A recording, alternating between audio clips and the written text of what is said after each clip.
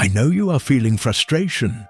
You pray, you serve, but you are running in circles without authority. Believe me, most people in Christianity live a shallow faith. What you are about to hear is not a criticism. It is a direct warning from God. It is a cruel paradox. Your deliverance does not depend on what you do, but on what you hide. The reason for your failure is that you have too many leaves and too few roots. The leaf is what the public sees. The root is what sustains you in the crisis. In this video, we will unveil Psalm 42:7, Deep Calls to Deep. What deep is this? I will show you the spiritual law of the deep, the secret for your words to touch the deep in God. You will discover the exact diagnosis of shallow faith and how, starting today, you will begin to go deeper with God. Do you want the secret that Apostle Paul hid for 14 years? Then stick with me. The Bible, a master of depth, reveals to us a spiritual law that is as immutable as gravity. Deep calls to deep. Psalms 42:7. It is there, my friend, that the first and greatest diagnosis of the modern tragedy in Christianity resides. The shallow will never have the capacity to descend to the deep, because the deep, mind you, only responds to what proceeds from the deep. If your prayer, your praise, or your help are not rooted in the innermost place of your being, everything you offer will be, at best, a shallow faith. Reflect with me. It is not about crying louder, manifesting a noisier joy, or being more eloquent. The issue is the origin of what is being expressed. If your words do not come out of the inner recesses of your being, they will only be able to stimulate emotions and thoughts. They may even make the person rejoice or cry, but they will not touch the deep of their life. What comes out of your inner being is what touches the inner being of the listener. And the absence of this deep digging is what has kept the Christian public on an eternal surface, distant from true deliverance. This law, deep calls to deep, is the death sentence for those who live by appearances, because it demands a depth that many, for lack of time or courage, refuse to pay. Neuroscience may call it resonance, but the word calls it deep. And it is to this place that God is calling those who wish to go deeper. But what is it, after all, that prevents this root from forming and descending, allowing the deep to answer our call? The parable of the sower, recorded by Jesus, is our most precise diagnosis to understand the root of this shallow faith. Let us focus on the rocky ground, where the seed sprouts with astonishing rapidity. This is the soul that is immediately emotional, that receives the concept with fire, but that does not have prepared soil. On the surface there is earth, but right below there is a foundation of stones, Mark 4:5-6. And that is why, when the sun of testing arrives, this life dries up, because it lacks the most vital thing, the root. Here is the core of the issue. The root is the life that grows hidden under the ground, while the leaves are the life that is manifested, the work, the public testimony. The problem of many within Christianity is that there is so much emphasis on what is visible, on the leaves, on the manifested actions and virtues, that nothing is left for the secret life. If all your experiences, virtues, and even your service are exposed before men, indicating a purely external growth, a red flag is raised. You are someone with leaves but without a root. Whoever lives on the surface, who exhibits all their virtues and preserves nothing in the deep part of their being, is doomed to failure when the pressure mounts, because they have no way to stand firm against temptations. This lack of hidden life prevents the depth necessary for true deliverance, and it ends up generating only an ephemeral enthusiasm. The challenge, therefore, is not to do less, but to hide more, so that your Christian faith may be proven and consolidated in secret. It is fundamental that we understand that the life that the Lord grants to each one of us as members of His body is profoundly individual, a unique portion that our soul, in its haste for approval, often refuses to guard. You have the untransferable responsibility to keep in secret that personal part that He gave you, because if that portion is totally revealed, it loses its specific character and consequently its deep usefulness for the Lord. Revealing what was given to you privately is the fastest way to spiritual withering, the certificate of shallow faith.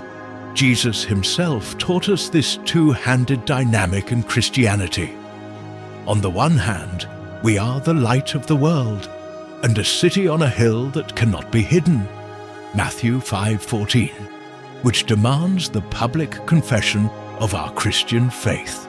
On the other hand, He warns us, "But when you give to the needy, do not let your left hand know what your right hand is doing.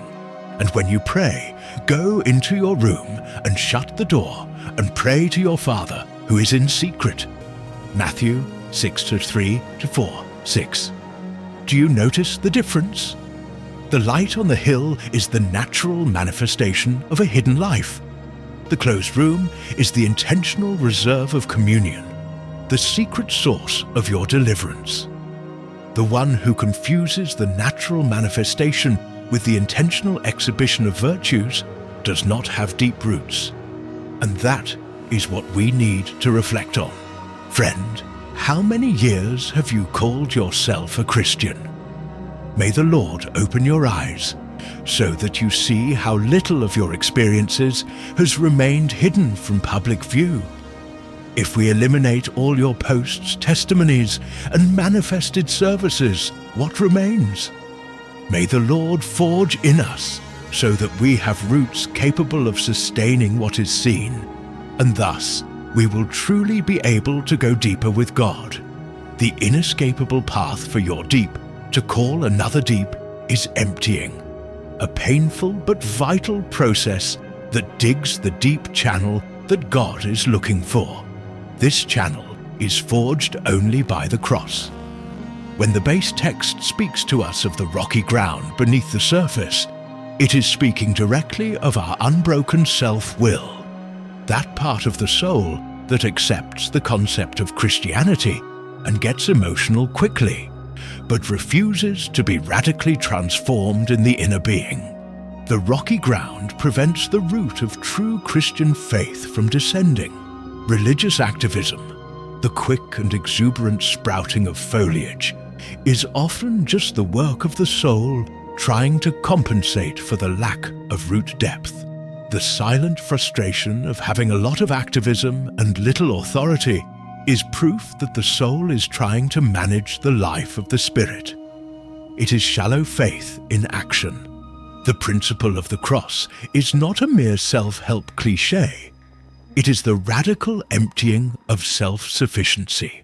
The big question a mentor needs to ask is, how much have you allowed the cross to dig deep, transforming that stone into fertile ground? Because if your inner being is not being nourished and receiving benefit in secret communion, nothing will sprout from it that has the power to touch the deep part of another being. And your preaching will not generate deliverance. Remember, spiritual depth is crucial, because only what sprouts from it can, in fact, make you go deeper with God and touch the deep of others. For us to advance from shallow faith to the depth of Christian faith, it is mandatory to apply a simple test to discern the origin of your manifestations, whether they come from the flesh, the soul, or the spirit. The rule is radical. You are losing spiritual riches every time you speak vainly, without inner direction. And it is exactly here that the search for having something to testify becomes a sign of exhibition, and not of deep communion. The first criterion is the origin of the expression. When you minister or pray, does it sprout from stimulated thought and emotion, the surface, or from a knowledge that was forged and guarded in your inner deep? The second is the criterion of the secret. If your testimony cannot be given behind closed doors, with the sole purpose of ministering life and promoting deliverance in a specific individual, what is your real motive? The shallow life is the one that seeks the stage, impeding your spiritual progress. Finally, the focus of the praise is a litmus test. If at the end of any manifestation, the applause is directed at your eloquence, your faith, or your experience, do you secretly delight in it? Remember, many testimonies end up exalting the faith of the one who testifies, and not the glory of God. And this prevents you from going deeper with God. Only when the deep in you touches the deep in another person does that person respond, realizing that there is something more than they can understand. Because only then will your Christianity be true. King Hezekiah received a grace that most of us will never see, a weighty miracle, the healing of his illness, and an astronomical sign from God, making the sun's shadow retreat 10 degrees, Isaiah 38:8. However, the book of Isaiah 39:1-6 gives us a punch in the gut. He failed the test of grace. When the envoys from Babylon came, Hezekiah acted with an insidious arrogance, opening the gates and displaying all his treasure, gold, silver, spices, the armory. This was the fatal error that transformed grace into judgment, a classic symptom of shallow faith disguised as victory in Christianity. Here is the most frightening principle. The prophet Isaiah brought the solemn judgment, the principle of loss by exposure. Behold, the days are coming when all that is in your house shall be carried to Babylon, nothing shall be left. Isaiah 39:5-6. Understand, what you take pleasure in showing, what you divulge for the delight of your soul, will be taken into the captivity of vanity. The measure of life that you hasten to exhibit will be precisely the measure of life that will drain away and be lost. Deliverance resides not in exposure, but in concealment. Hezekiah's diagnosis is that his natural life had not been eliminated, and his spiritual treasure, which should have been hidden as a root, was entirely exposed. This exhibition is the heart's pleasure in the flesh. When we delight in hearing our own voice and in disclosing what God has done in us, the motive becomes crucial. Is it so that others may be genuinely helped with the Christian faith? Or is it simply because our ego likes to be seen and applauded? You urgently need to go deeper with God and hide your roots. For you to be able to go deeper with God, we need to define what this treasure that Hezekiah exposed is, because it is not doctrine or theology, but what you acquire in secret communion with the Lord. The gold is everything that is of God. The silver, the redemption on the cross. The spices, the result of your wounds and brokenness. The armory, the work He entrusted to you. Speaking freely of these treasures, as if they were news or propaganda on your timeline, is what empties your Christian faith. Because the believer who reserves nothing in the deep part of their being is doomed to lose what was entrusted to them. Exposure empties. Therefore, do a radical audit of your soul. Start listing all your spiritual experiences that no one else knows about. What is stored in your safe, accessible only to you and God? If this list is insignificant, if everything you have of spiritual value has been published somewhere, then the diagnosis is clear. You are a rocky ground living in shallow faith. The truth is that without the discipline of the secret, without a hidden treasure, you have no roots. Many try to justify this excessive exposure as testimony, but in truth, it is a sign that the secret life has become so empty that the person needs external validation to feel relevant in Christianity. The Lord wants to forge in you a depth where your deliverance is non-negotiable. And this only happens when you decide that your personal portion is not for the stage. What is your next non-negotiable secret that you are going to guard jealously? The activism of the soul, the incessant service and works that we see in much of Christianity, is often a disguised search for self-sufficiency and external validation, an attempt to prove to God and men that we are worthy. It is the shallow faith trying to mask a deep spiritual insecurity, acting as if the quick foliage could compensate for the lack of root depth. You feel compelled to always be doing something, but this tiredness may be the soul seeking dominion, and not the Spirit operating deliverance. When theological knowledge accumulates without being broken by the secret application of the cross, it transforms into Hezekiah's armory, a tool for exhibition. The arrogance of knowledge, this self-sufficiency disguised as engaged Christian faith, prevents you from going deeper with God. If you do not have secret experiences to sustain you, you become spiritually needy and start looking to have something to testify, a new experience to be able to speak and be seen, thus entering the cycle of loss. This cycle of loss is a subtle trap. As you try to manage the life of the Spirit with the activism of your soul, you move away from the stillness necessary for the root to descend. Stop and observe.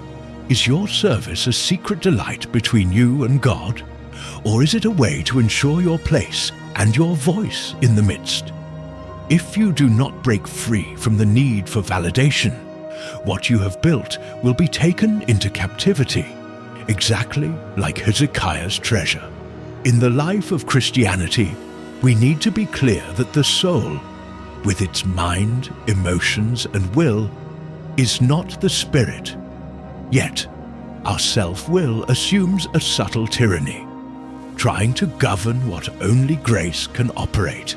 Using a neuroscience analogy, the prefrontal cortex, the center of planning and control of our brain, becomes the manager of the spiritual life in the unbroken believer. It tries to control the timing and the result of the divine experience, seeking external rewards. This is the science behind shallow faith.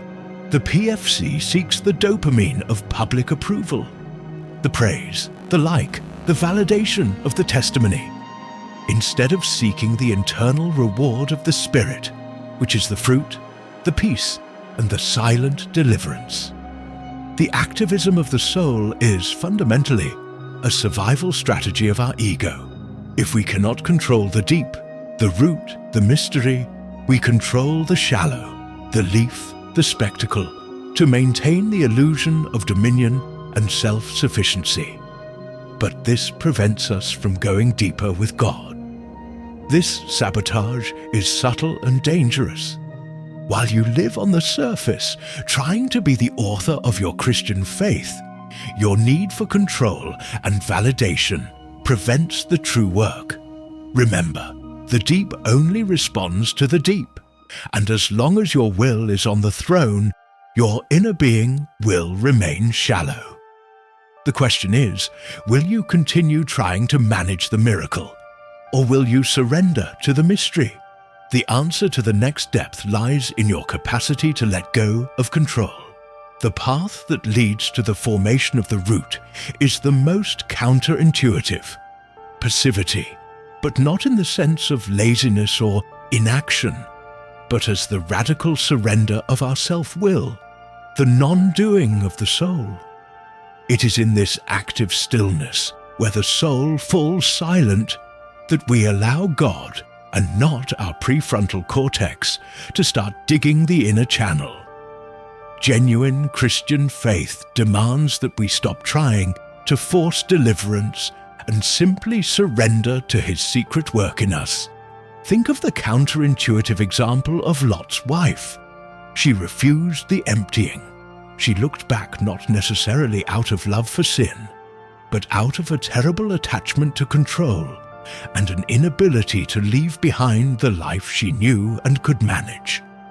Her soul refused to surrender to what was mysterious and new, which petrified her. The same happens today. The resistance to the principle of non-doing sabotages your opportunity to go deeper with God. Practical emptying means that you start acting only when you are inner guided to do so, and not out of a performative obligation or to maintain an image in Christianity. If you are doing something just to fill time or for others to see, that is the tyranny of your will in action, and not the flow of the Spirit. For the deep to respond, you need to silence your soul and allow the radical surrender. The mentor must sound a solemn warning. Satan's attack frequently manifests precisely at the moment the believer exhibits themselves. Any kind of exhibition entails loss and is a certificate of shallow faith. The disease that returns, the crisis that repeats itself soon after an emphatic and public testimony, can be the painful evidence that your root was exposed, losing God's shelter and becoming vulnerable. This is an implacable spiritual law within Christianity. If your testimony does not glorify God, but exalts your faith, your experience, or your personal strength, the attack is imminent. The captivity of vanity is the destiny of those who show their treasure to Babylon, divulging what God has done in you as if it were news or propaganda makes you feel death coming upon what was experienced, and the experience fades away to the same extent that it is exhibited. Therefore, lasting deliverance requires protective silence. The antidote is radical. We need to remember that God's works in us are not for our personal marketing. If you wish to go deeper with God, the principle is absolute discretion about your spiritual treasure. The focus must completely change. Instead of worrying about having something to tell others, worry about having something to guard with Him. Christian faith strengthens in secret, and exhibitionism is an open invitation to loss and attack. The Apostle Paul offers the most shocking contrast to the shallow faith of our time. He was caught up to the third heaven, where he heard things that cannot be told, which man may not utter. 2 Corinthians 12:2-4. This is the secret of the third heaven, the greatest revelation of his life, the pinnacle of Christian faith. And what did he do with this unmatched experience? He hid it. For 14 long years, Paul did not speak of it. What depth was in Paul? The tragedy is that many of us fail the test upon receiving the smallest vision or revelation. As soon as we have a small experience, we run to blow the trumpet and announce it to the world in a desperate search for external validation, exposing the root before it matures. Paul's silence, on the other hand, was a litmus test that his inner life was non-negotiable, which allowed him to continue to go deeper with God without the ego taking the credit. The 14-year secret was not out of pride, but to protect the treasure. Paul's inner life, forged in concealment, was the secret source of his conduct, his authority, and the power that was manifested. Without this deep inner life, the power and the work are not sustained, transforming into just an empty spectacle. If you wish to have Paul's same conduct and power, you need first to develop his secret experiences, thus achieving true deliverance in Christianity. Observe the Master's strategy. Jesus, on several occasions, ordered those he healed not to tell anyone, an order constantly repeated in the Gospel of Mark. This was not a simple rule of humility.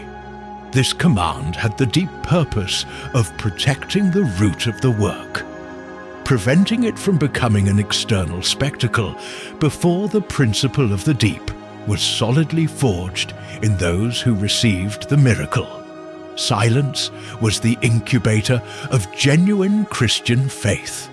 Paul's principle of silence teaches us that the power to bear power, that is, spiritual authority without falling into arrogance, is cultivated exclusively in the secret place, in the constant emptying of the ego that does not seek human glory.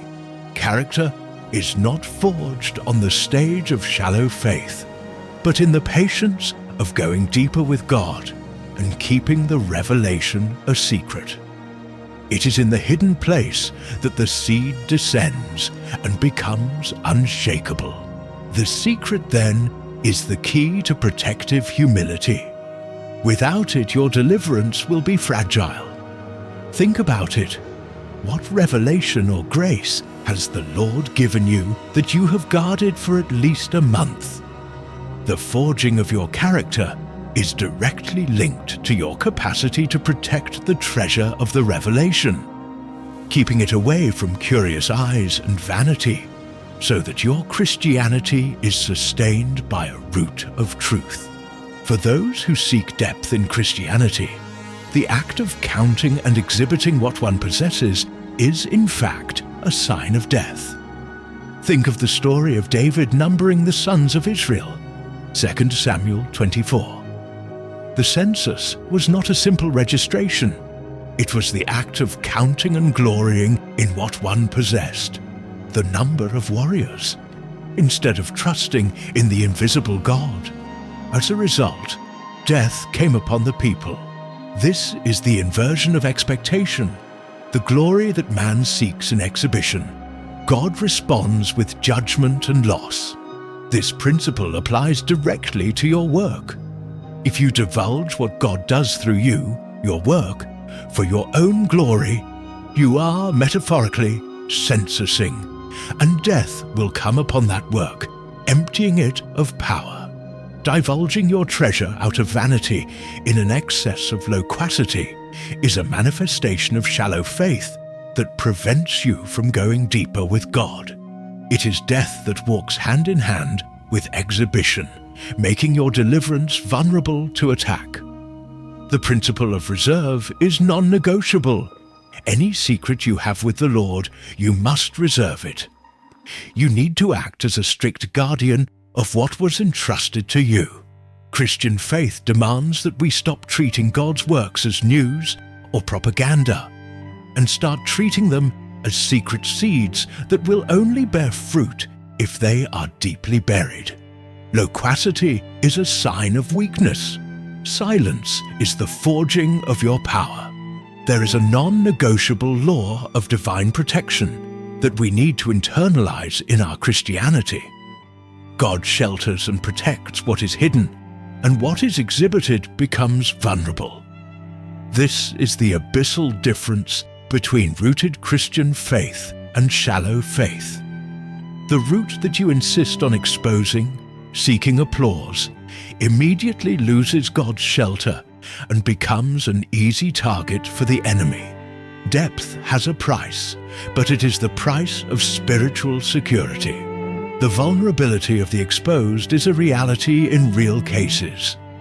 It is not uncommon to hear that soon after public and emphatic testimonies of healing or great deed, the same disease or the same attack returns with force. This is not God's revenge, but the manifestation of this law. Death and exhibition walk together. If you desire lasting deliverance, you need to keep your roots hidden, because God's protection is over what is guarded solely for Him, away from the Babylon system. The main point is that exhibition does not glorify God as many think. It exalts your faith, your performance, and that is what makes us susceptible. You need to go deeper with God and understand that His grace is sufficient and does not need your propaganda. God protects what you keep secret and what only the two of you enjoy in intimacy. This is the price of depth, the renunciation of the stage in exchange for the shelter. It is essential that we understand that the secret is your shield. Revealing all your experiences in Christianity is equivalent to losing everything, because the discipline of the secret is the only way to build the shield of intimacy. Lasting deliverance requires that some of our experiences remain guarded in non-negotiable silence, not as a burden, but as a treasure that only you and God enjoy, which allows you to go deeper with God. The purpose of the testimony is not to satisfy our need to be seen, but to help others. And that is why we should testify only when the Lord, in fact, indicates the time and the way to us. Even the Apostle Paul, when forced to boast in 2 Corinthians 12, made a point of saying, "It is not expedient, doubtless." To 2 Corinthians 12:1. Note, the simple American English equivalent is "it is not profitable or worthwhile." He mentioned only the fact of the revelation, without giving details, keeping paradise a mystery. This is the attitude of the deep. Your shallow faith is broken when you understand that Christian faith is not a performance. Your value and your authority are not in what you tell, but in what you keep. It is this personal and secret portion that serves as ballast for your life, ensuring that the deep that is in you remains protected. Decide now which experiences you will withhold from the public, because this silence is your greatest weapon against vanity and attack. To move from shallow faith to depth, we need a practical and daily exercise, building the inner sanctuary, that personal and secret portion that is your place of non-negotiable Christian faith. This demands a radical discipline that breaks with the habits of exposure and validation. The goal is to forge a life where the Spirit can operate deliverance without the interference of your vanity, allowing you to go deeper with God. How can you start to create this personal portion? First, practice silent prayer. Establish times of communion where your mouth remains closed, and the only communication is spirit speaking to spirit, without eloquent words or performance. Second, execute hidden action. Practice generosity and service without your left hand knowing what your right hand is doing. Matthew 6:3. This is the antithesis of exhibitionism. Finally, establish the reserve of experiences. Consciously decide that a new revelation, healing, or grace received will be guarded in silence for a determined period. If guarding for 14 years like Paul is astonishing, what can you guard for a week? This conscious decision not to reveal immediately is what builds your hidden treasure in Christianity and shields you against the loss of what God entrusted to you. The hidden life, the discipline of the secret, should not be confused with isolation or misanthropy in Christianity. Christ's kingdom manifests in communion, and there is a law of circulation of life among the members of the body. If you repress the law of communion, the flow of life stops. But if you practice unnecessary exhibition, death comes upon what was experienced. The challenge is to discern between exhibitionist loquacity and the ministry of life that promotes genuine deliverance.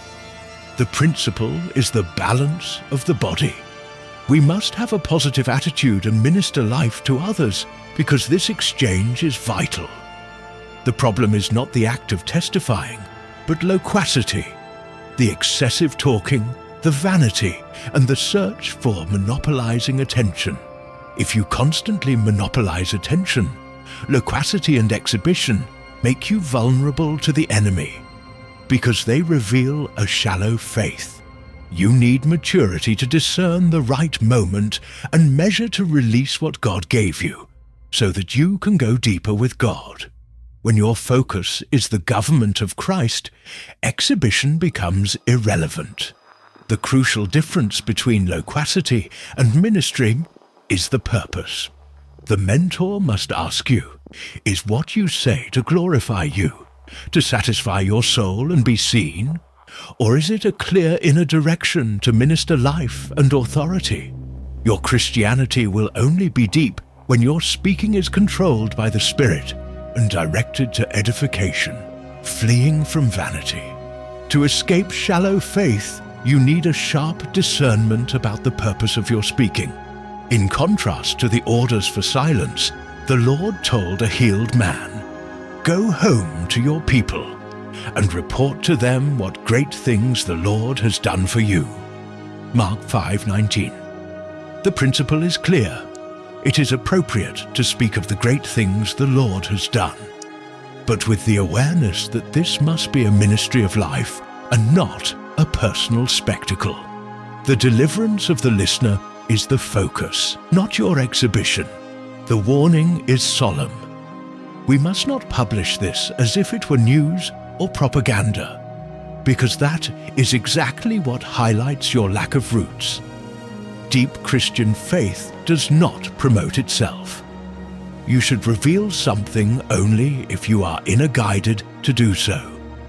If God wants you to share an experience with a brother, you must do it, because denying this communion is violating the law of the body and stopping the flow of life. The key is obedience and pure purpose. The mentor teaches your true purpose is the bridge between personal deliverance and the deliverance of another. The difference between being seen and helping is that in the first case, the focus is on you. In the second, the focus is on the listener and the glory of God.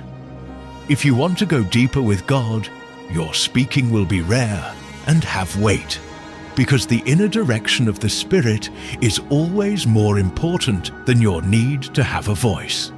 We have reached the crucial point, the synthesis of everything we have learned about shallow faith and depth in Christianity. The wasted potential of many believers is their inability to manifest the government of Christ. And the secret to this manifestation is your treasure that only you and God know. It is this hidden life, your personal deep, that becomes the key to having the conduct, the power, and the work of an apostle like Paul. The truth is hard. If your life lacks depth, your work will inevitably be shallow, and the effect it will have on others will also be shallow. The Lord desires you to extract riches from the deepest part of your being, so that your life can be profoundly useful and generate genuine deliverance in others. If you desire Paul's conduct, you need Paul's inner life. If you yearn for the power that was manifested in him, you need his secret experiences. There is no shortcut to going deeper with God. Therefore, emptying is the practical path. It is the continuous renunciation of exhibitionism and the non-negotiable discipline of reserve. The government of Christ manifests in your daily life when your soul falls silent and your action is guided by inner direction. Your hidden treasure is the foundation of the kingdom, and it is from that place that your deep cries out and is answered by the deep of God, bringing non-negotiable authority to your Christian faith. The journey of depth in Christianity is a continuous process of inner excavation. summarized in the final principle we learned: deep calls to deep. Your non-negotiable authority, the one that moves mountains and brings deliverance, is the natural response of a life that is hidden with Christ and that knew how to pay the price of emptying. The crucial question now is how to dig deep into your inner being. The answer is practical and radical. By the continuous application of the principle of the cross, the emptying of your self-will, and by the uninterrupted discipline of reserve and secret. This process is what forges a channel that cannot be touched by shallow faith or vanity, a place from which the riches of your being spring forth. Without this discipline, your treasure is fragile, and your voice will not have the necessary weight. The result of this journey is the manifestation of the kingdom. When your speaking and your service spring from this deep channel, authority manifests naturally. It is not something you need to force or seek applause. It is the inevitable manifestation of your rooted Christian faith. Your effort must be directed to the secret, because there lies the true strength to go deeper with God. This is the moment to sound a final alert with love, but with all the necessary seriousness. If all your virtue is exposed, if your life is an open book for human approval, you have leaves, but you do not have roots. The sun of testing will inevitably burn what is in shallow faith. Do not be deceived. If you desire lasting deliverance in Christianity, the imperative is not to bring to light any root that God is digging in you. This is the activation point for you to be able to go deeper with God. May the Lord open your eyes so that you learn to jealously guard your secret portion before Him, those experiences that no one else knows. That is the key to spiritual progress. If you do not guard your treasure, you will have nothing to extract from it when the deep of the other cries out. Remember, your inner deep needs to be filled with secret and ineffable treasures. Only when the deep in you is nourished by the secret and by your non-negotiable Christian faith will it be able, in fact, to cry out and be answered by the deep of God with power and authority. Start the discipline of guarding today. Everything we shared today is more than a concept. It is a radical map for your deliverance and for your Christian faith to emerge from the terrible shallowness. Remember, if you desire the power of Paul, you need first the silence of Paul's 14 years. The manifestation of the government of Christ in your daily life is the direct result of your hidden treasure, of your time alone, where the deep of God meets your deep. From now on, all your virtue must be a leaf nourished by a root that no one sees. I asked you an important question, and I really want to know. Right now, if you eliminated everything that is public, your testimonies, posts, and the service that others applaud, what remains of your life with God? What are you guarding today that your soul is desperate to show? What will you do from now on to apply the principle of secret reserve and start digging the channel that will make you go deeper with God? I know this reflection is deep and may be uncomfortable, but it is the gateway to the life of authority that you seek so much in Christianity. If this message has touched your inner deep and provoked a genuine thirst for more, your deliverance requires you to share it. Send this video to that friend who is exhausted in religious activism and who desperately needs to trade the spectacle for depth. And if you wish to continue unveiling these deep secrets to live the kingdom, subscribe to the channel and activate notifications so you don't miss any step of this journey.